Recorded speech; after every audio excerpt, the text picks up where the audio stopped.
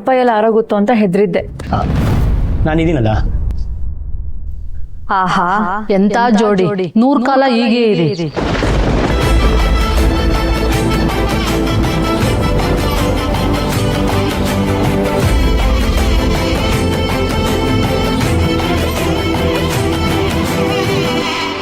ನೀನು ಬುದ್ಧಿ ಬರೋ ಯಾವ ಲಕ್ಷಣನೂ ಕಾಣ್ತಾ ಇಲ್ಲ. ನನ್ನ ಮಾತಿಂದ ಬದಲಾಗದೆ ಇದ್ರೆ ಏನಾಯ್ತು? ಅಮ್ಮ ಬೈದ ಮೇಲಾದ್ರೂ ಉದ್ಧಾರ ಆಗ್ತೇನೆ ನೋಡೋಣ. ಹೋಗ್ತೀಯಾ? ಸರಿ ಆಯ್ತು, ಹೋಗು. ಅಮ್ಮಂಗೆ ಹೇಳ್ತೀಯಾ? ಹೇಳು. ಏನು ಹೊಸ ನಾಟಕ ಆಡ್ತಿದ್ಯಾ? ನಾಟಕನೇ ಅನ್ಕೋ. ನಾನು ಅಯೋಗ್ಯ, ಈ ಮನೆ ಹಾಳು ಮಾಡೋಕ್ಕೆ ಇರೋನು ಅಂತಿದ್ದೆ.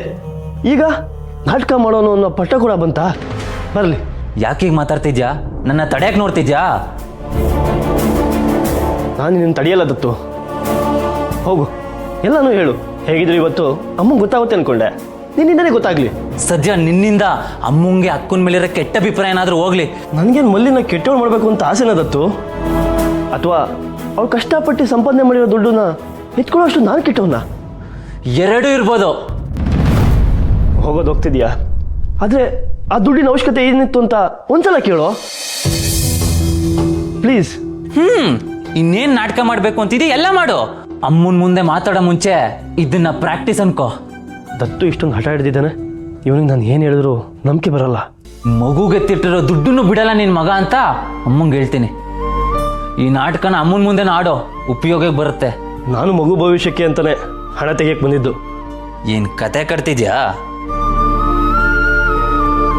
ಹಾಗೆ ಅನ್ಕೋ. ನನ್ನ ಹತ್ರ ದುಡ್ಡಿಲ್ಲದೆ ಈ ಥರ ತಂಗಿ ದುಡ್ಡಿಗೆ ಕೈ ಹಾಕೋಕೆ ಸುಲಭ ಅನ್ಕೊಂಡ್ಯಾ?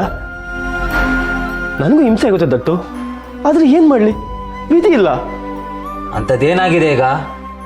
ಪುಷ್ಪಂಗೆ ಸ್ಕ್ಯಾನಿಂಗ್ ಮಾಡಿಸ್ಬೇಕು ಕಣೋ. ಆಗಲೇ ತಡ ಆಗಿದೆ. ಮಗು ಬೆಳವಣಿಗೆ ಹೇಗಿದೆಯೋ ಏನೋ. ಪುಷ್ಪನ ಆರೋಗ್ಯ ಚೆನ್ನಾಗಿದೆಯೋ ಇಲ್ವೋ ಅಂತ ಯೋಚನೆ ಆಗುತ್ತೆ ಕಣೋ.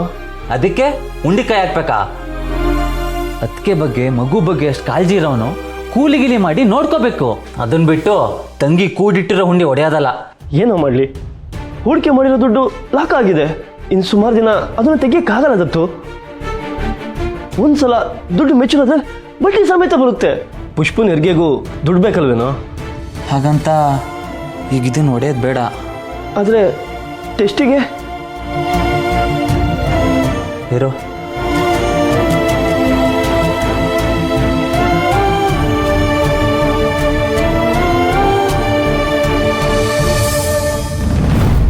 ತಗೋ, ಇದರಲ್ಲಿ 5,000 ಇದೆ.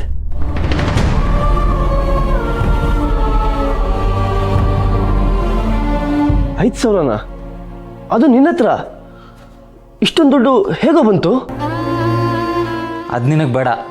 ಅದಕ್ಕೆ ಹುಷಾರು. ಆಟೋದಲ್ಲೆಲ್ಲ ಕರ್ಕೊಂಡು ಹೋಗ್ಬೇಡ, ಕ್ಯಾಬಲ್ಲೇ ಕರ್ಕೊಂಡೋಗು.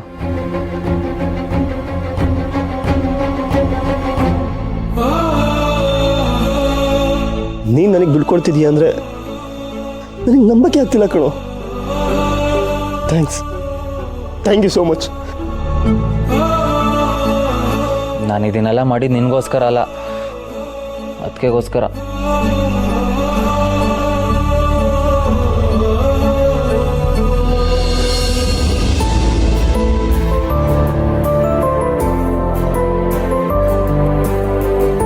ಅಮ್ಮ, ನೀವು ತಪ್ಪು ತಿಳ್ಕೊಂಡಿದ್ದೀರಾ.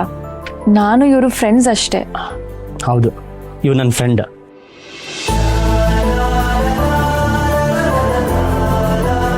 ವಿಕ್ಕಿ, ನೀವೇನಿಲ್ಲಿ? ನೀವಿಲ್ಲಿ ಬರ್ತೀನಿ ಅಂತ ಹೇಳಿದ್ರಲ್ಲ, ಅದಕ್ಕೆ ಹುಡ್ಕೊಂಡು ಬಂದೆ. ತಮಾಷೆ ಮಾಡಬೇಡಿ ವಿಕ್ಕಿ, ನಿಜ ಹೇಳಿ. ಹೌದು ರೀ, ನಿಮ್ಮನ್ನ ಹುಡ್ಕೊಂಡು ಬಂದೆ. ನಾನು ಯಾಕೆ ಬಂದೆ ಅಂತ ಟೆನ್ಷನ್ ಆಗ್ತಿದ್ಯಾ? ಹಾಗಲ್ಲ, ನೀವು ಹುಡ್ಕೊಂಡ್ ಬಂದಿದ್ದೀರಾ ಅಂದರೆ ಏನೋ ವಿಷಯ ಇರ್ಬೋದು ಅನ್ನಿಸ್ತು. ಸರಿಯಾಗಿ ಗೆಸ್ ಮಾಡಿದ್ದೀರಾ. ನೀವಾಗಲೇ ದೀಪ ಹಚ್ಚಿದ್ರೆ ಹೆದರಿಕೆ ಕಡಿಮೆ ಆಗತ್ತೆ ಅಂತ ಹೇಳಿದ್ರಲ್ಲ. ದೇವಸ್ಥಾನಕ್ಕೆ ಹೋಗಿ ದೀಪ ಹಚ್ಚಿ ಬರಬೇಕು. ಹೆದರ್ಕೊಂಡ್ರೆ ದೀಪ ಹಚ್ಬೇಕಾ? ದೀಪ ಹಚ್ಚಿದ್ರೆ ಮನ್ಸಿಗೆ ಕವದಿರೋ ಕತ್ಲು ಕರಗುತ್ತೆ ಅನ್ನೋ ನಂಬಿಕೆ. ಅದಕ್ಕೆ ನಾನು ದೀಪ ಹಚ್ಚೋಣ ಅಂತ ಬಂದೆ.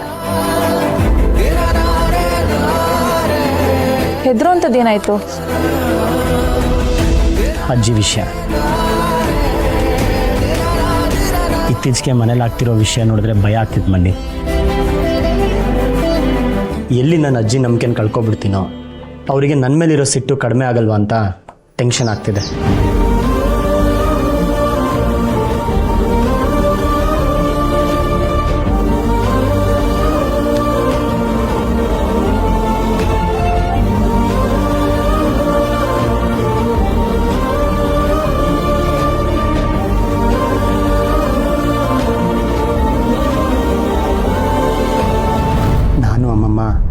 ಮೊದಲಿನ ಥರ ಆದರೆ ಸಾಕು.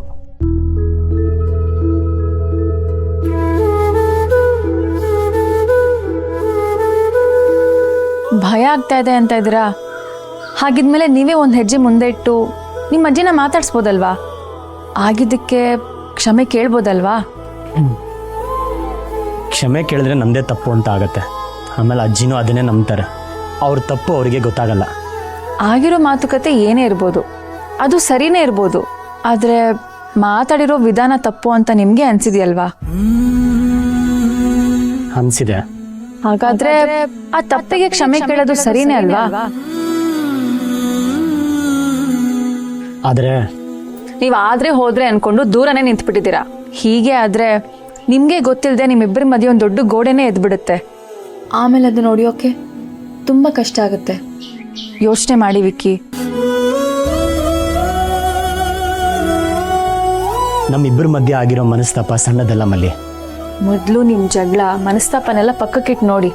ನಿಮ್ಮ ಅಜ್ಜಿ ಸಂಬಂಧದ ಮುಂದೆ ಉಳ್ದಿದ್ದೆಲ್ಲ ಸಣ್ಣದು ಅಂತ ನಿಮ್ಗೆ ಅನ್ಸುತ್ತೆ.